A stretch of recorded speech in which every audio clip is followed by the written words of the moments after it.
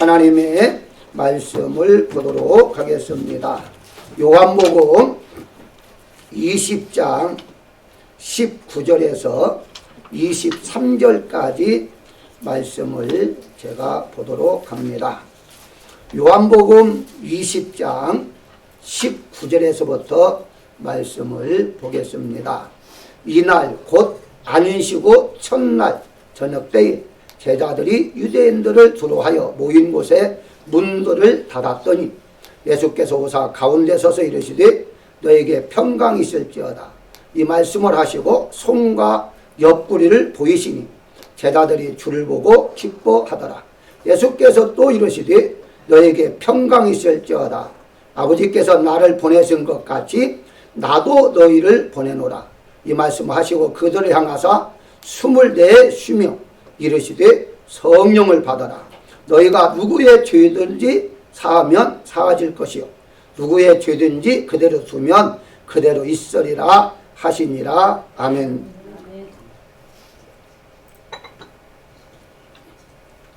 오늘은 부활주일로서 예수님의 부활이 중요한 것은 고린도전서 15장 17절에 보면 그리스도께서 다시 살아나신 일이 없으면 너희의 믿음도 헛된 것이라 라고 말씀했기 때문에 부활은 아주 중요한 것입니다. 달리 말하면 우리가 믿는 것은 예수님이 부활했기 때문이라는 것입니다. 기독교가 다른 종교와 다른 점이 있다면 예수님이 부활하신 것이고 우리 또한 부활하여 영원한 천국에 간다는 사실입니다. 때문에 오늘 본문 19절에 보게 되면 안식후 첫날, 즉 어저께가 안식일이었고요. 오늘 주일날이 첫날인데 이 첫날의 저녁 때에 예수님께서 제자들이 오셔서 너에게 평강이 있을지어다 라고 말씀하시고 20절에 손과 옆구리를 보이시고 21절에 다시 너에게 평강이 있을지어다 라고 말씀하고 있습니다. 두려워 숨어있던 제자들에게 예수님께서는 평안하라 라고 말씀하고 있습니다. 전염병으로 인해서 집안에서만 있어라 라는 정부의 지침에 따라 집안에 있는 분들이 때로는 두려워하고 무서워하는 경우들이 있을 것입니다. 그러나 이번 부활주를 맞이해서 모든 가정이 또 모든 사람에게 하나님의 평강이 있기를 주의 이름으로 축원합니다. 그렇다면 오늘 부활의 신앙이라는 제목으로 말씀을 드리겠는데요. 이 부활의 신앙의 첫 번째는 예수님의 부활은 사실이기 때문에 믿어야 한다는 것입니다. 남의 말을 쉽게 믿어버리는 사람이 있는데요. 우리는 이들을 가리켜서 귀가 얇은 사람이라 라고 말을 합니다. 귀가 얇은 사람의 특징은 분위기에 잘 휩쓸린다는 것입니다. 누군가가 확실하게 확신차게 어떤 일에 대해서 설득을 하면 금방 넘어가 버리는 거죠. 그래서 귀가 얇은 사람들이 피해를 다른 사람보다도 많이 당하고 있는 것을 볼 수가 있습니다. 다른 사람의 말을 믿는 것 자체가 잘못은 아닙니다. 만약에 상대방의 말을 믿지 않는다면 우리 인간은 공동생활을 해야 하는데 가정에서부터 부부가 서로의 말을 믿지 못하면 함께 살 수가 없습니다. 부자재나 마찬가지고요. 공동생활에서는 절대 함께 살 수가 없습니다. 그래서 남의 말을 믿어주는 것이 잘못된 것이 아니라 상대방의 말은 내용보다도 이 분위기에 넘어가서 그래서 믿는 것이 잘못된 것이다 라고 말할 수가 있습니다. 전달하는 사람이 확신 있게 말하면 그리고 간절히 설득하면 귀가 얇은 사람은 마음이 약해서 넘어갈 수밖에 없는 것입니다. 우리가 종종 남의 사람에게 보증을 서서 손해보는 경우가 있는데요. 그분의 말을 들으면 이렇습니다. 다시는 보증을 서주지 아니하겠다, 코사인하지 아니하겠다는데 와서 막 눈물이 흘리면서 한 번만 좀 도와달라 하는데 그 눈물에 마음이 약해가지고 사인을 해줬다가 또 어려움을 당하는 경우도 있더라는 것이거든요. 그게 무엇을 의미하죠? 바로 이 분위기. 이 분위기에 넘어가기 때문에 귀가 얇다라고 말할 수가 있습니다. 그러므로 우리는 무엇인가 믿을 때에 항상 내용을 중시 여겨야 한다는 거예요. 어떤 분위기를 우리가 보지 말라는 것입니다. 예를 들어서 목사도 이제 성경이 아닌데 성경이 없는 말을 감정을 가지고 눈물을 흘리면서 그러면서 이렇게 이제 감격스러운 설교를 할 때에 많은 분들이 거기에 이제 넘어갈 수가 있어요. 특히 이단들이 얼마나 감정파들입니까? 그런데 거기에 넘어가는 경우가 무엇을 말하죠? 그 사람의 감정, 그 사람이 뭐 어렸을 때부터 뭐 고생을 했고 하나님 만나서 또 어떻게 이렇게 계시를 받았고 이런 어떤 그런 감정이 호소하니까 넘어갈 수밖에 없는 것인데요. 그렇게 하면은 안 된다는 것입니다. 내용이 중요하다는 것이거든요. 그래서 목사의 감정 호소하는 그 분위기의 설교보다도 그 내용이 정말 성경적인가? 이 성경적이면 위대하고 성경적이 아니면 아무리 눈물이 흘리면서 호소한다 할지라도 믿어서는 절대 안 된다는 사실입니다. 그래서 예수님의 부활은 우리가 왜 믿느냐? 성경이 기록했기 때문에 성경에 기록했기 때문에 어떤 사람의 어떤 감정의 호소를 믿는 것이 아니라 성경에 여러 번 증거가 있기 때문에 우리는 그 내용을 믿는 것인데요. 먼저 부활하신 예수님을 만난 제자들이 예수님의 부활을 증언했어요. 그리고 성경의 기록이 예수님의 부활을 여러 번 이제 언급하고 있습니다. 더 나아가 빈 무덤이 예수님의 부활을 증언하고 있기 때문에 우리는 이런 사실을 믿는 것이다 라고 말씀을 드릴 수 있습니다. 성경을 자세히 보면 믿어야 할 제자들은요 예수님의 부활을 잘 믿지 않았습니다. 그런데 도리어 예수님을 죽이려고 했던 유대인의 지도자들이 그 예수님이 부활할 것을 믿었다는 사실을 우리가 성경을 통해 알 수가 있어요. 왜 어떻게 알 수가 있느냐 라고 했을 때에 바로 그렇습니다. 그 군사들을 통해서 단단히 지키라고 했잖아요. 왜 단단히 지키라고 했느냐? 혹시 모르기 때문에 단단히 지키라 라고 말하고 있는 것이거든요. 그리고 아예 봉인했다는 말은 누가 돌을 굴려서 시체라도 훔쳐갈까봐 거기에 종이로 딱 붙여놨다 이 말이거든요. 한번 굴렀다가 다시 오니천다 할지라도 종이는 떨어지기 때문에 금방 표가 나죠. 그렇게까지 한 것은 이들은 혹시라도 예수님이 부활하지 않을까. 그런데 제자들은 어떻습니까? 요한복음 20장 15절에 보게 되면 예수께 이르시기 여자여 어찌하여 울며 누구를 찾느냐 하시니 마리아는 그가 동산직인 줄 알고 이르되 주여 당신이 옮겼으면 어디 두었느냐 내게 이르소서 그리하면 내가 가져가리라. 예수님이 눈앞에서 이야기하고 있으면서도 예수님인 줄 몰랐어요. 그래서 동산직인 줄 알고 혹시 시체를 옮겨놨다면 나에 좀 가르쳐달라. 왜 이런 말 했을까요? 설마 예수님이 부활하셨을까 하는 믿음이 없었다는 것이거든요. 더 나아가 요한복음 20장 25절에 보게 되면 다른 제자들이 우리가 주를 보았다 하나 도마가 이르되 내가 그의 손에 못자국을 보며 내 손가락을 그 못자국에 넣으며 내 손을 그 옆구리에 넣어보지 않고는 믿지 아니하겠다. 못 믿었어요. 정말 부활했을까? 믿지를 않았습니다. 누가복음 24장 24절을 보게 되면 엠마로 가는 두 제자들도 예수님과 함께 얘기할 때에 예수님의 자신을 부활했다라고 얘기를 꺼냈잖아요. 이들이 어떻게 말합니까? 여자들이 말한 바와 같이 예수는 보지 못했습니다. 무슨 말입니까? 여자들이 봤다고 하는데 우린 믿지 못하겠다 이 말이거든요. 그렇게 했을 때에 예수님이 성경을 풀어줬잖아요. 그래도 못 믿었어요. 나중에 식사하면서 이분이 예수님이었구나 하는 것을 깨닫게 됐죠. 그 오랜 시간 동안 같이 걸어가면서 성경을 풀어주고 얘기하면서도 예수님인 줄 몰랐어요. 왜 몰랐을까요? 설마 부활할 수 있었을까 하는 믿음이 없었다는 것입니다. 그런 것을 보았을 때에 모두가 다 예수님의 부활의 사실을 믿기가 어렵습니다. 그래도 사실이기 때문에 우리는 믿어야 한다는 것입니다. 죄송하지만은요, 예수님의 말씀을 믿고 천국도 믿는데요, 부활을 못 믿는 사람이 목사님 중에서도 많다는 사실을 여러분들이 알아야 됩니다.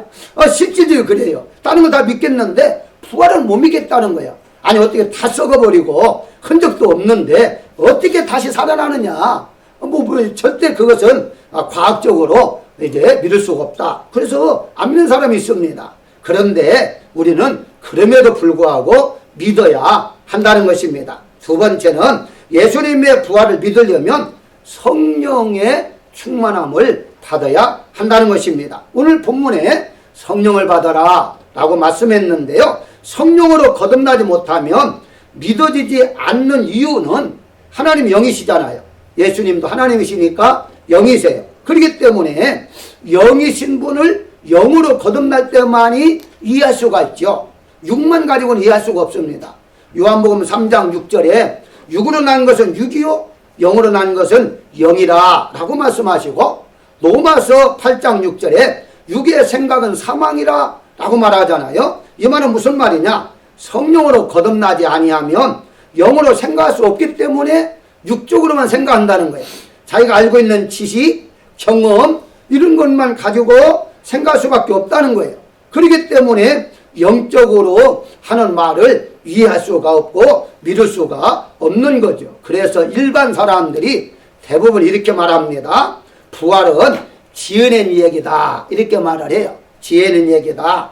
예수님의 제자들이 기독교를 확산시키기 위해서 예수님을 신격화시켰다라고 말을 하고 있습니다. 한마디로 꾸며낸 이야기다라고 말하는데요. 이런 주장이 잘못됐다는 것은 여러분들 알다시피 제자들도요, 방금 설명한 대로 예수님의 부활을 믿지를 못했어요. 만약에 예수님의 부활을 믿었다면 가룟 유다가 예수님을 팔겠습니까? 더군다나 은 30, 큰 돈도 아닌데 그 돈 받고 팔겠어요? 이제 베드로가 예수님이 정말 부활할 것을 알았다면 부인했겠습니까?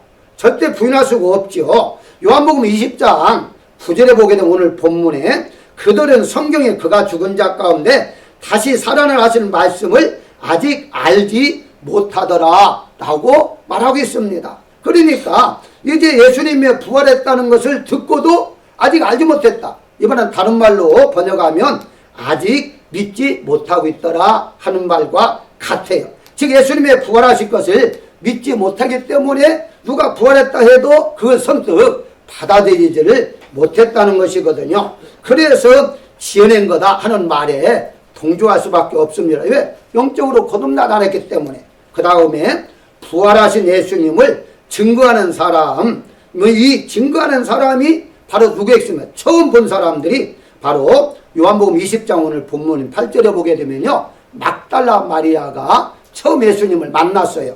예수님과 같이 대화를 나눴잖아요. 그리고 이제 제자들에게 달려가 가지고 예수님 부활했다고 하니까 제자들 달려와서 빈 무덤만 보고 갔습니다.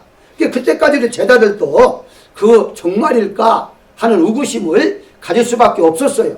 그래서 저녁 때에 예수님이 찾아오셨을 때야 비로소 예수님이 부활하셨구나 하는 것을 믿을 수밖에 없었던 것이거든요. 여러분, 이 지금 마리아는 누구였습니까? 이 성경에 보게 되면 요한복음 20장 18절에 막달라 마리아가 제자들에게 내가 주를 보았다 라고 말하고 있어요. 막달라 마리아는 누구죠? 마가복음 16장 9절에 보게 되면 7 귀신을 쫓아내어주는 사람을 막달라 마리아라 라고 분명히 말하고 있습니다. 그러면 당시에는요, 로마의 법이 여자의 증인은 채택하지 않아요. 남자들만 증인할 수 있는 자격이 있어요. 그러니까 여자가 내가 정말 주님을 보았고 같이 얘기 나눴다 할지라도요, 여자이기 때문에 증인이 될 수가 없어요. 두 번째는 여자는요, 7 귀신 들렸잖아요. 아니 귀신 들렸다가 나은 사람을 누가 그 말을 믿겠어요. 그러니까 결국 가서는 이와 같이 부활한 이제 예수님이 부활했다는 증인을 아무리 많이 있다 할지라도 믿을 수 없다라고 말할 수밖에 없는 것이죠. 하나 더 말씀을 드린다면 당시는 사람들이 미개하였기 때문에 무식했기 때문에 부활했다 해도 믿었다는 것입니다. 근데 당시 예수를 믿는 사람들이요, 무식한 사람들만 있었던 것이 절대 아니라는 사실을 우리가 알아야만 됩니다. 자, 그렇다면 왜 이런 이제 말을 믿을 수밖에 없느냐? 다시 말씀드리면 성령으로 거듭나지 못했기 때문에 이런 말을 믿을 수가 없어요. 그러니까 자연스럽게 우리가 알고 있는 지식만 가지고서 바로 믿으려고 하니까 믿어지질 않죠. 어떻게 사람이 한번 죽었다가 다시 살아날 수가 있느냐? 못 믿겠다. 그러니까 이것은 전설적인 것이고 꾸며낸 이야기고 바로 사람들이 무식하니까 이렇게 믿을 수밖에 없었던 거다. 이렇게 말을 할 수밖에 없는 것입니다. 그래서 만약에 여러분들이 바로 예수님을 정말 전혀 의심 없이 부활했다는 사실을 믿는다면 성령을 받은 사람이다. 이렇게 우리가 확신 있게 말할 수가 있습니다. 왜냐? 성령으로 말하지 아니하면요 절대 알 수가 없다고 그랬어요. 오늘 본문에도 성령을 받아라 라고 분명히 말하고 있잖아요. 왜 갑자기 예수님이 말씀하시면서 성령을 받아라 했을까요? 아직까지 너희들이 나를 못 믿는다. 앞으로도 못 믿을 것이다. 그러니까 나중에 또 설명하겠습니다만은 고기 잡으러 가잖아요. 아니 부활하신 예수님을 보고 난 다음에도 그리고 또 가잖아요. 왜 그랬을까요? 안 믿어지는 거예요. 그런데 어떻습니까? 마가의 다락방에서 성령 임하고 성령 충만받고 어떻습니까? 핍박 일어나고 다 잡아 죽일 때에도요 순교를 각오하고 복음을 증거하고 다녔습니다. 뭐가 다르죠? 성령 충만 받으니까 완전히 바꿔졌다는 것입니다. 그래서 우리가 부활하신 예수님을 믿기를 원한다면 먼저 성령을 받아야만이 가능하다. 반대로 예수님의 부활을 믿고 있다면 나는 성령을 받은 사람이다 라고 믿으시면 되겠습니다. 세 번째는 예수님의 부활을 믿는 사람들은요 부활에 대해서 증거하면서 살아야 한다는 것이죠. 21절에 아버지께서 나를 보내신 것 같이 나도 너희를 보내노라. 보낸단 말이 무슨 말이죠? 내가 부활한 것을 다른 사람에게 전하라. 이 사명을 주신 것이거든요. 부활을 믿는다는 증거는 예수님의 부활을 다른 사람에게 전했을 때에 가능합니다. 그러니까 예수님의 부활을 내가 확신한다면 다른 사람에게도 얼마든지 예수님 부활하셨다라고 말할 수가 있는 것이거든요. 예를 한번 들어볼까요? 어떤 음식점에서 음식을 맛있게 먹었다고 가정하십시다. 그런데 다른 사람이 물었어요. 그 음식점 음식 맛이 어떠냐 물었을 때에 내가 맛있게 먹었기 때문에 당연하게 맛있다라고 말할 수밖에 없죠. 그런데 본인이 맛이 없었다라고 한다면은 그 집 보니까 별로야 라고 말할 수밖에 없는 겁니다. 이게 사실이에요. 내가 정말 예수님의 부활을 믿는다면 나도 부활할 것을 믿는다면 바로 예수님의 부활을 다른 사람에게도 확신 있게 전달할 수가 있다는 사실이거든요. 예수님께서 부활하신 이후에 막달라 마리아에게 나타나셨잖아요. 그리고 다른 여인들에게도 보여줬습니다. 그러고 난 다음에 제자들에게 보여줬고요. 고린도전서 15장 5절에 보게 되면 게바, 베드로거든요. 게바에게 보이시고 후에 12 제자와 500여 형제에게 일시에 보이셨다라고 말하고 있어요.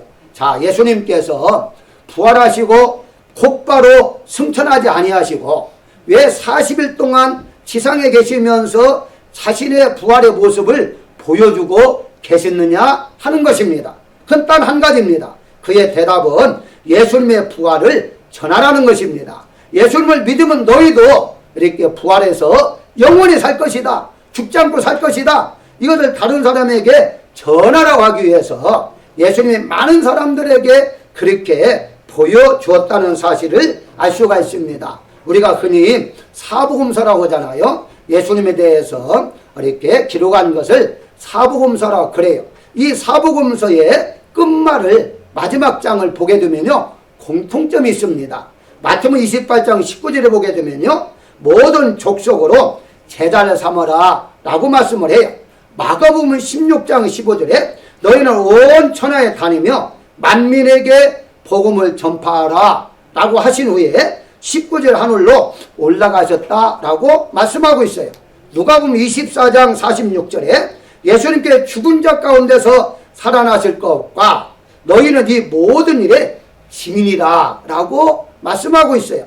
요한복음 21장 24절에 이 일들을 증언하고 이 일들을 기록한 제자가 이 사람이라 우리가 그의 증언이 참된 줄 아노라 라고 말씀하시므로 그 증언 말하면은 예수님의 부활을 다른 사람에게 증거하는 사람이 증언이거든요. 증언하라는 거예요. 공통점이 그거예요.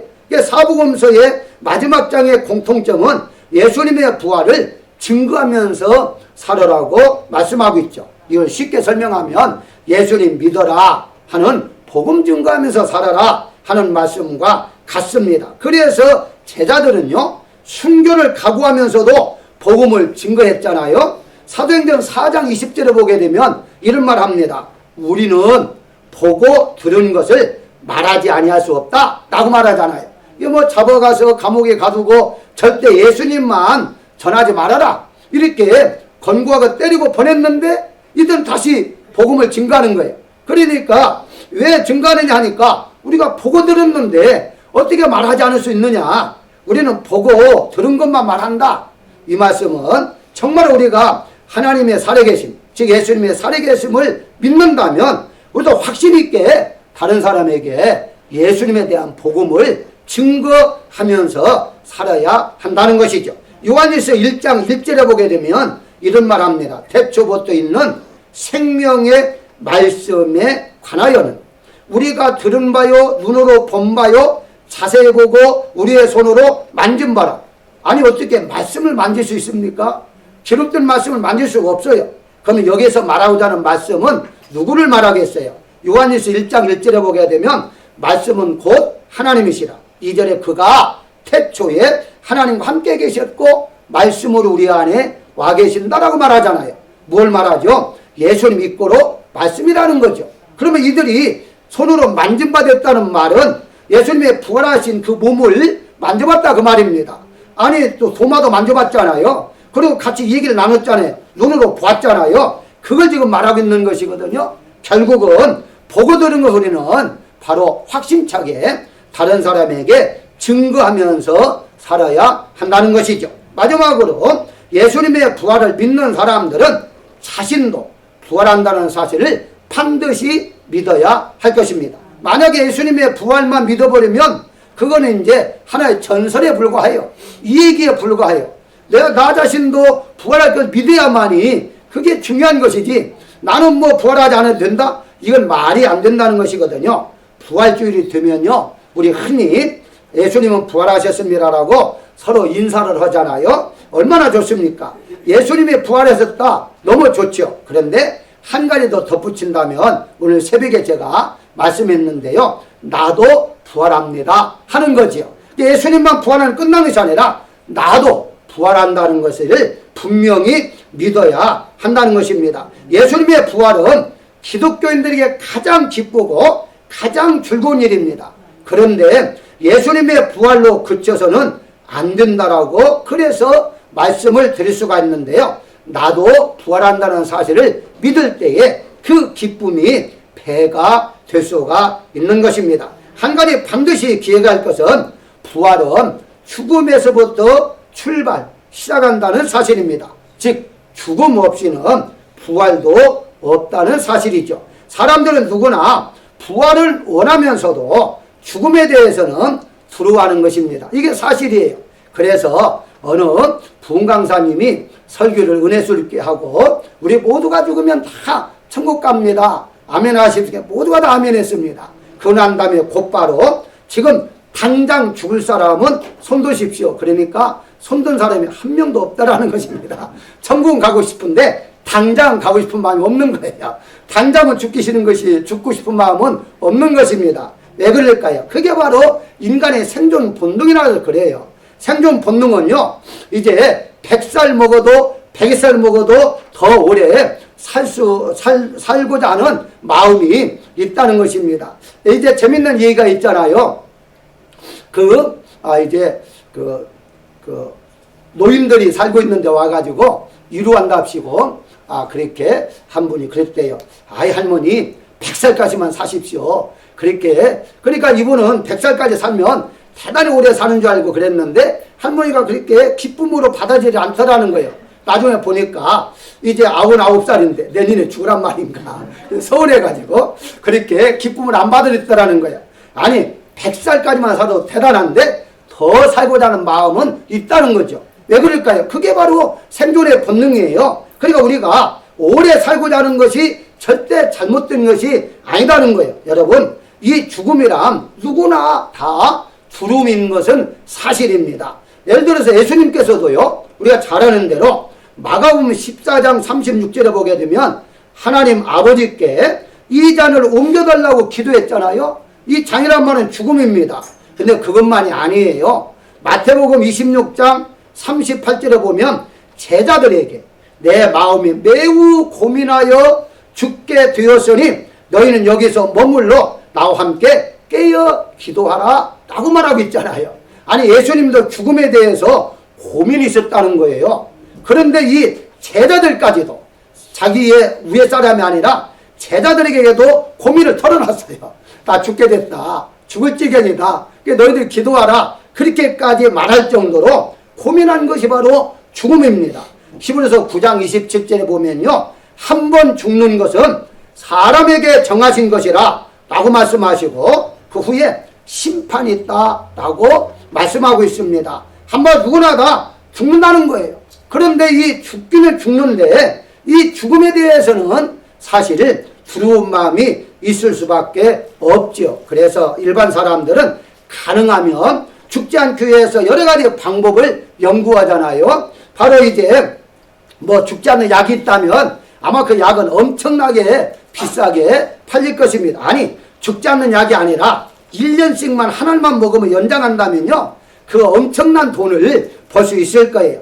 어쨌든 의학이 발전해서 과거보다는 2배의 수명이 연장되고 이제 앞으로는 150살을 바라보면서 살 수 있다는 소망이 있습니다만은, 그래도 아직까지는 영원히 살 수 있는 약은 개발하지 않았잖아요.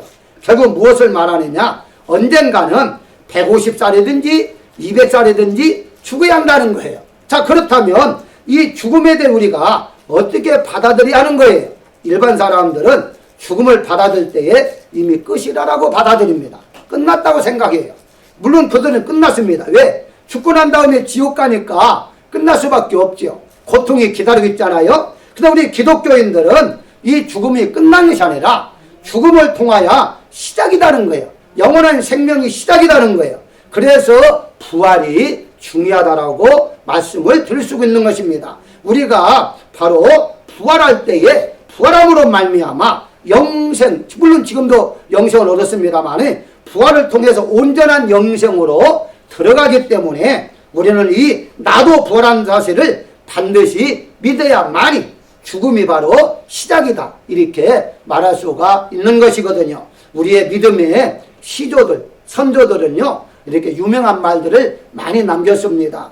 이제 제자들이 참 걱정하면서 이제 떠나는 그 스승을 바라보면서 안타깝게 여기니까 스승이 하는 말이, 나는 지금 죽는 것이 아니라 다시 태어나는 거다. 태어나기 위해서 내가 잠시 잠드는 것 뿐이다 라고 말하고 있잖아요. 우리는 모두가 다 죽는다는 의미가 아니라 잠자다가 다시 일어나서 영생을 이제 누리며 사는 몸이 바로 우리도 부활한다는 사실을 믿어야만이 그게 가능하다라고 말씀을 드릴 수가 있는 것입니다. 그렇다면 우리는 이 부활만 믿을 것이 아니라 부활하는 준비를 하면서 살아야 한다는 것이거든요. 그래서 성경에는 깨어있어라 라고 말씀하시고, 깨어있는 자들, 언제 주님이 오실지 모르기 때문에 깨어있는 자들에게 영생을 온전케 하신다고 말씀하고 있는 것이거든요. 지금이야말로 전염병으로 힘든 시기지만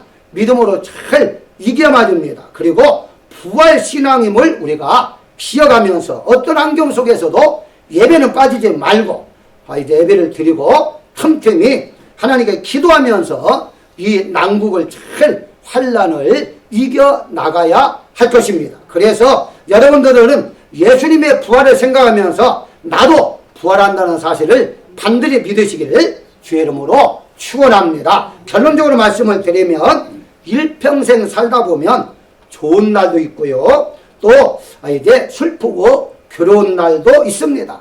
문제는 큰 문제를 만났을 때에, 예를 들어서 태풍이라든가 혹은 흉년이라든가 이제 이런 일을 만났을 때에 어떻게 해결해 나갈 것인가가 중요한 것이거든요. 큰 풍랑은 특별한 사람만이, 불신자만이 만나는 것이 아닙니다. 우리 믿는 사람들도 큰 문제를 만나게 돼요. 이번에 이 전염병도 믿는 사람들 한 명도 안 걸린다, 이거 어디 있어요? 믿는 사람도 전염병은 침투합니다. 이럴 때 우리는 어떻게 할 것인가 하는 겁니다. 믿음이 좋은 사람도 피해를 입을 수밖에 없기 때문에 이런 문제가 있을 때 우리는 부활하신 예수님을 바라보아야 한다는 것입니다. 죽음까지 이기신 그 예수님, 죽음까지 이기신 예수님을 바라볼 때에 이런 모든 전염병에서도 우리는 벗어날 수가 있고, 전염병이 우리에게 접근하지도 못하도록 하나님께서 막아준다는 사실도 우리는 믿을 수가 있다는 사실입니다. 세상에서 가장 큰 문제는 죽음인 것이죠. 우리는 일반적으로는 가장 큰 문제가 돈이라고 생각을 해요. 그런데 돈보다 더 무서운 것은 죽음이에요.